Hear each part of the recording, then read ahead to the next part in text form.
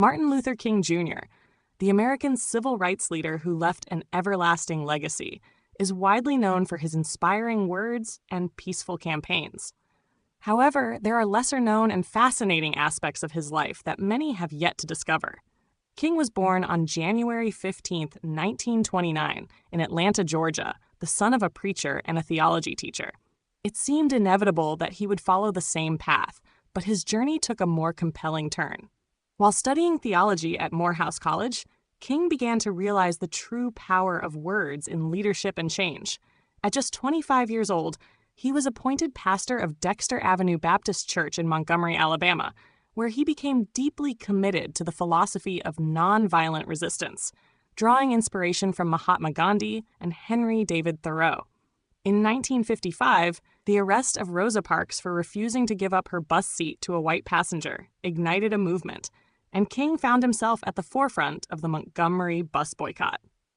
Few people know that King had an extraordinary ability to write his speeches and articles at an astonishing speed, often completing entire speeches overnight before their scheduled delivery. Beyond his public persona, King had a deep love for music and found solace in playing the piano, believing that music was not only a form of expression, but also a way to touch the human soul and uplift spirits. In 1963, King stood before the Lincoln Memorial in Washington, D.C., and delivered his iconic "I Have a Dream" speech. But what many do not know is that the famous phrase was added at the last moment on the advice of one of his advisors. It was not originally planned, but once he began speaking those words, they resonated with an energy that would echo through history. His journey was not without personal struggles. King was arrested 29 times, and during his imprisonment in Birmingham in 1963, he wrote his famous Letter from Birmingham Jail on scraps of newspaper and even toilet paper when no proper writing materials were available.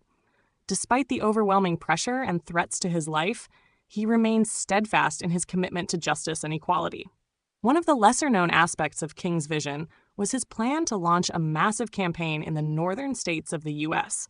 He called it the Poor People's Campaign, aiming to unite people of all races to demand economic justice and opportunities for the working class. Sadly, King was assassinated on April 4, 1968, in Memphis, Tennessee, before he could see this dream realized.